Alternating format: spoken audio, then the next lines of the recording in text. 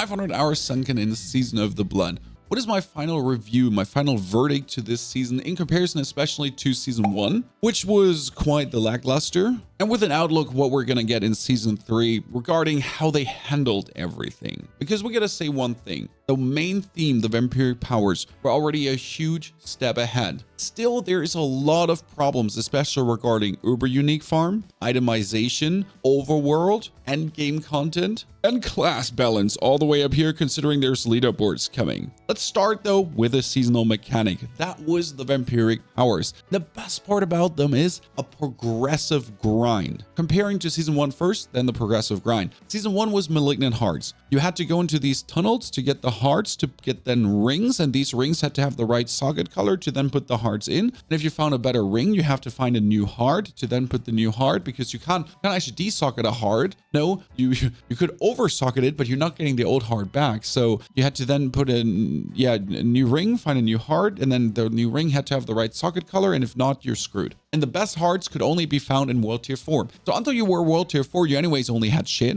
Yeah, yikes. Especially since it was the Season of Blight, and Blight was overrunning Sanctuary, and we had malignant tunnels, tiny malignant tunnels. I was already asking there in Season 1 for a blighted zone like Helltide, and that's what we then got with Season 2. First, Season 2 was vampiric powers, and here is the thing, progressive vampiric powers. You were level 1, you could unlock them, and then they were with you the whole game. From level 1 on. On level 10, you could already activate 3 to 5 vampiric powers easily, to be honest, with the packs on the items. But these powers, they get progressively stronger. You felt like you're evolving. You're getting stronger as a character with the seasonal mechanic, and the seasonal mechanic is evolving as well alongside you while you're playing what is meant to be played. That's a great feeling. It didn't feel like a step up and then step back and then like a puzzle. There was no puzzle. You literally just get your powers and then you get your potent blood and it evolves and gets stronger. That was a very good feeling. And they need more progressive mechanics in the game. Going towards that with itemization and the problem on uber uniques and general uniques later. Now, the second mechanic was the blood harvest, which also shows out how terrible Helltide is in comparison. Blood harvest is so good. There is always whispers, so you have an activity to do inside the blood harvest, plus the coffins to open. There's a giant boss in the middle that made the game finally feel like an MMO, and the enemy density is ultra high, especially since you can do this since level 1. You're level 1, you can engage in the seasonal mechanic. You don't have to go tier 3, tier 4 for the maximum level hearts. You don't even want to do a tier 2, tier 1 because it's not really worth it for the malignant hearts. Now you just wanted to straight up go tier 3, but here you could level your character in the seasonal mechanic. And there's another catch. The more time you spend in the seasonal mechanic, the sooner you actually get attacked by freaking vampires. They were just like, oh, you don't belong here, bruh. Stop killing our friends. And then they jumped you and tried to kill you. Crazy good. And now the event in the middle where you could summon the boss, put in 50 lures, 50-50. Tons of legendaries, good event, and especially the thing pops up and everyone from the region comes walking in and fighting with you. MMO feeling. Especially as soon as the event was done, everyone was like, do you have 50 more lures? I have 50 more lures. And then you do it again. Once I did it 7 times in a row because there were 8 other players. Obviously, after it's done, we're like, fuck off.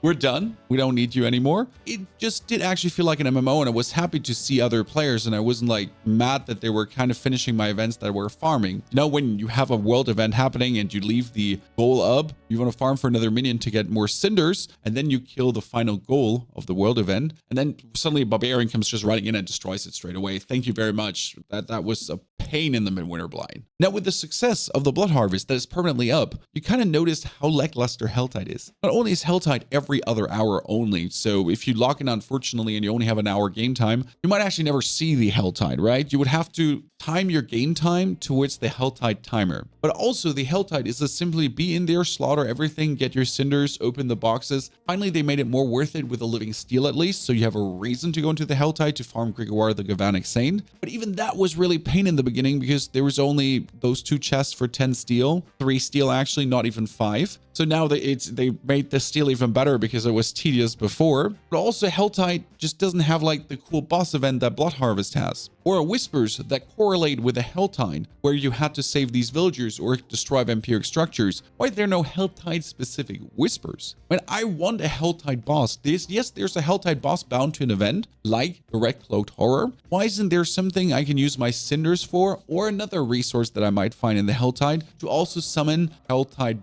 boss monster general something that you can then fight for even more loot, even more cinders, like a goddamn freaking super cinder pinata? That would be great. Especially helltides are missing any kind of suspense, any kind of bonus.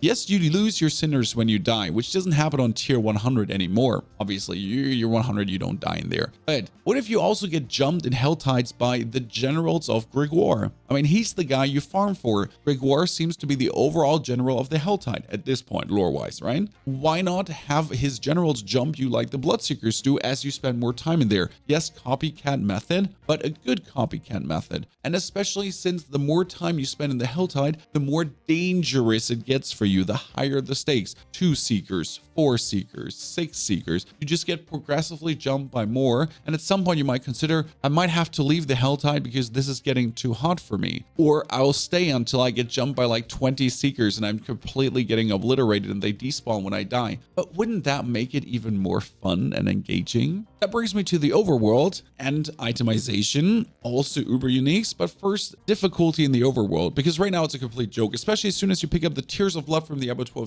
Yeah, what's the overworld, right? It's, you just blast through it. There's no challenge anymore. It's not even fun to spend much time in the overworld. You're just literally there to farm materials. I mean, unless I go into a dungeon, I mostly don't even leave the town. As it was winter, essentially Midwinter Blight was the first time I stepped out of a town normally instead of teleporting somewhere. And what I liked about Diablo 3 was the ever-rising torment levels to make the game harder. Why can we not have something like this for Diablo 4, where I choose to make my overworld harder? Tier 4 is currently the limit for events, to get the helltide, to get all the bosses, to have Legion events finally drop the blood and all that kind of stuff. Like, so you get everything unlocked, the whole game's unlocked for you in World Tier 4, but then I still have the choice to crank up my overworld difficulty. I want to play overworld tier 10. It's like the Abattoir of Zir, just in the overworld. Might make the overworld more tedious, but everything is essentially harder. Everything is harder to kill, which makes it more rewarding, maybe more challenging. But at the same time, the loot that drops also gets higher item power. Because right now, the only way to get 925 items is obviously me doing Durio, world bosses, or I just randomly pick up a gear. But let's be fair, who of you actually still picks up gear in Nightmare Dungeons? The only gear I get in Nightmare Dungeons is the 4 end gear, and the rest I just let lying around. Because yeah,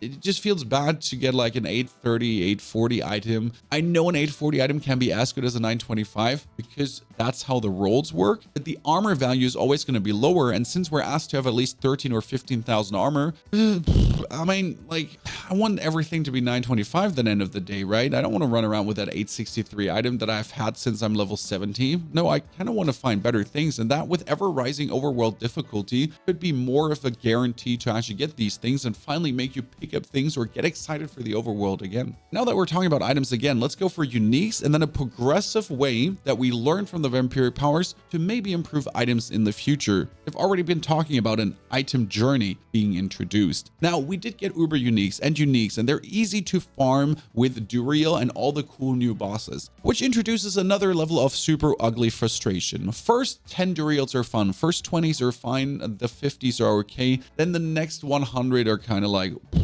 yeah. The frustrating part is that I killed 200 Duriels and I got 2 uber uniques. That's fine. I'm happy. I got Grandfather. I got Meltwater of Selec. I don't use a single one of them because Necro doesn't simply need it. Thank you. Then I have a friend who killed 50 and he has 3. And he's done. You get the Harlequin Crest and a Doombringer and also the Melted Heart of Selec. That's nice. It's called statistical variance. It just happens. Some people get it in 50, 100, 200. I have a friend who's done 1,000 Duriels. I know it sounds like a fictive number, 1,000 Duriels. I think he has gotten 2 uber uniques, and that just feels painful. There's no way where that should ever happen. Now you could say uber uniques are supposed to be uber rare and you're just like free handouts, bibbity bobbity boo, it needs to be a grind. We're already trivializing it. We already have a boss that drops it. it. We have bosses that drop uniques left, right, and center. Uber uniques already drop as a max roll. It's already trivialized. There's no reason to not make the player satisfaction be higher. Even if everyone after 100 hours or 50 hours of Duriel farming has every single Uber unique, that's fine. They go away at the end of this season. I mean, at this point, Uber uniques are something normal. Just that there needs to be a consistency to it. So if you kill 50 Duriels, you either get a guaranteed one, or every Duriel try drops Duriel shards, and after XXX tries, these Duriel shards could be exchanged for a box of Uber uniques, where then a random Uber unique is in. And that on top of him randomly dropping them. So that after at least a 50, you know what you're working towards to. Because else you might kill 100 and never see any. You might kill 200 and never see any. And these are not fictive numbers. These are existing numbers. These are real people that had this experience and that essentially have stopped playing the game because of it. Not because I need the Uber unique to play the game, just because I put an amount X of work and I got 0 because of it. And we all know that is frustrating. No matter how much you know this is a grind and there's some luck to it and random and blah, it's still frustrating and very painful, especially when you kill 200 Duriels and you're trying to look for that one T-Bolt's Will with a 40% multiplier and the max roll on damage and damage reduction, all that kind of stuff, and you never get it. You get 20 different T-Bolt's Will and they're always like, we need a way to progressively improve uniques. I get one T-Bolt's Will that's 925. Yes, that's good. And it has 12% damage reduction and then a 32% multiplier. Or it has 20% damage reduction, but only a 32% multiplier. That's bad. Why can I not funnel a new T-Bolt's Will in to improve a stat, let's say even if it's by 1%, or to improve the whole T-Bolt's Will in itself by 10%? That would need another 10 T-Bolt's Wills to improve the existing one by 100%. So I could push a low roll T-Bolt's Will into a high roll by just getting more T-Bolt's Will. That still introduces the RNG of having to get more T-Bolt's Wills, but at least the one I'm having is progressively getting stronger, and it's more fun for me because it's a journey with that item. I'm building up a personal bond to the item. That's when you find your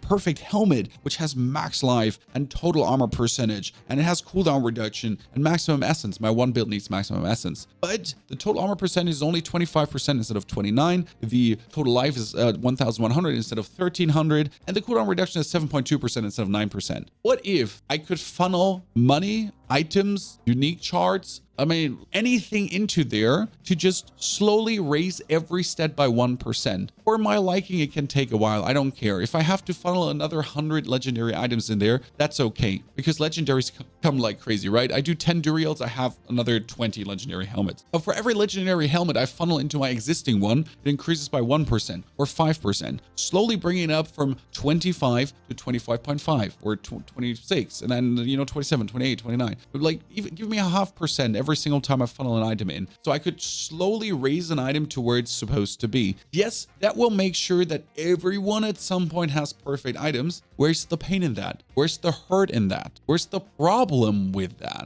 First step, you still have to find the item with the first 4 stats correct. And finding an item with 4 stats correct is partially with the current amount of affixes there is. I mean, they made 50 good affixes, and then they were like, let's make another 100 random shit-ass affixes just to have 150 total. That's what they did. Now we need to get rid of these 100 shit affixes to only have 50 good affixes. That makes sense because the rest is just stupid. I mean, a glove having 4 ranks and skills, it has Blight, it has Bone Spear, it has Bloodlines, and it has Blood Surge. It shouldn't exist. A glove shouldn't have these skills ever, because there should be a system in place that tells you if it has ranks in Bone Spear, it can't have ranks in Blood Surge, because then I could re-roll the ranks in Bone Spear into Blood Surge, but I anyways need to look out that the other 3 stats are even remotely fitting. So if it has already ranks in Bone Spear and Blood Surge, then the other stats need to be perfect so that I could then re-roll the ranks in Blood Surge to have Bone Spear gloves. But if the Bone Spear gloves are only +2 instead of +3, the glove is already useless. Pain. But now with the ability then to progressively also launch the items higher over time, as you then finally have the 4 perfect rolls, that would be an item journey. That would make me feel like I'm getting stronger. It would make me feel like that I'm not just looking to throw out old gear to trash old gear, especially since you're so happy to finding certain items. And you I still vividly remember when I found my one helmet, which dungeon it was, because I just like it. It's a 799 item power helmet and I keep it. That one is great. I was so happy for finding it. It had the perfect rolls, everything. I mean, it's by far no means. It has 26% total armor percentage instead of 29. So I need these last 3% then for the Abattoir,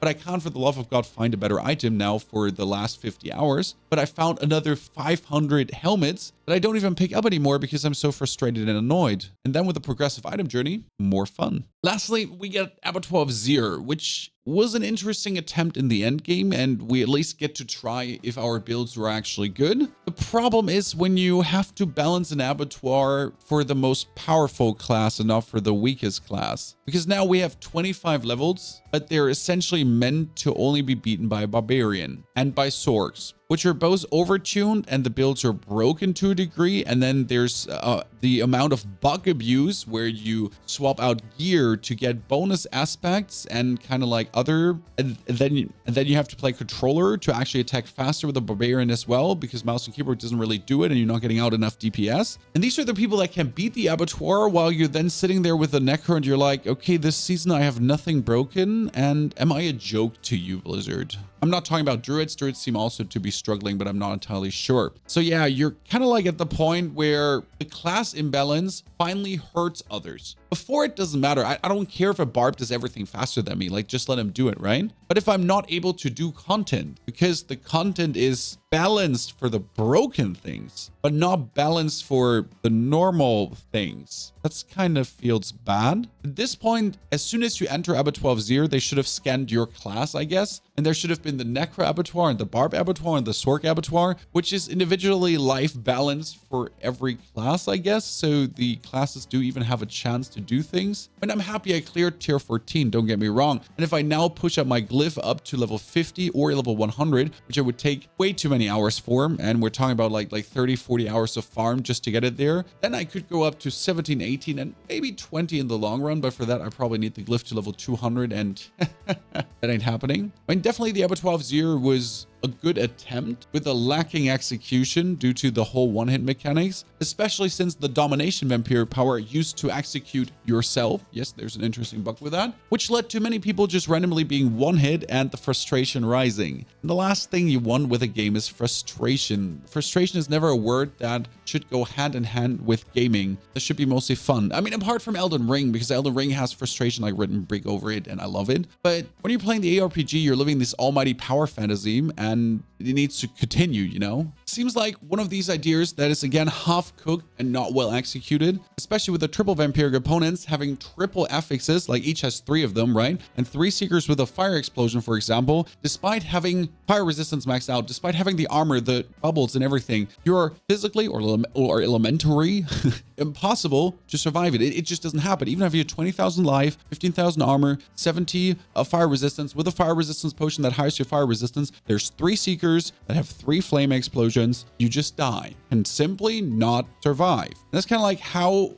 can that happen? How was the suppressor and vampiric seekers a thing? I mean, if you have a vampiric seeker that already has 5 billion HP, and then with one single attack, he soaks back 3 billion HP, even though he can't deal 3 billion damage to you, because realistically, right? I have no 3 billion HP. My opponent has 5 billion. I kill him 50%. He hits me one time, he gets his HP full, but I did not take 5 billion damage because that would kill me, right? But how do you get so much HP back? Half-cooked idea. And that is probably what season 2 gets, end of the day, the season of the half-cooked. We have very good ideas at the base level. We have an okay execution. Then when you play these mechanics a bit, you notice someone didn't think far enough. There's always one step missing. Now, this is a learning process. It was the first time they implemented things. Sometimes you could say this needs the player base to really test it to then figure out what's missing. Other things are really blatant obvious. I mean, that living steel chest with 3 is too few is blatant obvious. That the Abattoir is going to have itself a big problem is obvious. That the farm with the uber uniques at some point is going to be frustrating as hell because of the drop rates being so weird and the community going crazy and having to buy materials online was also something that was kind of glaringly obvious in the long run. So we need more I don't know, a roster of creators they talk to, a PDR test realm that's hidden for people to test out that are so heavily under NDA that they're gonna like get their family sued under their butts if they ever talk about it. Something to at least test some features beforehand so it's not going to be that painful when they actually get released and these things become glaringly obvious to everyone. All in all, I can personally say season 2 was a success and it's a good setup for season 3, but we get to see that they don't repeat their mistakes because we see a repeating pattern of mistakes with the half-cooked ideas, and we need to get rid of that. We need to get more storage space as well because storage space is still the biggest pain point even now 6 months after release. I know it's due to their database coding being shitty, but that is not my problem. That's their problem to fix, to then give me more storage space so I can have more fun and I don't have to struggle this much storage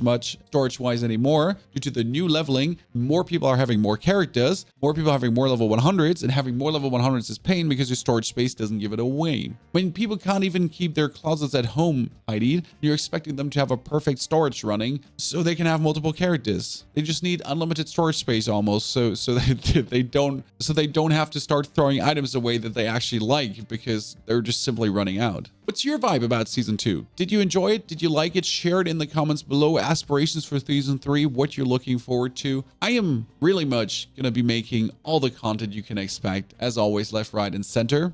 Just like how power level matters or how the armor works in the end game.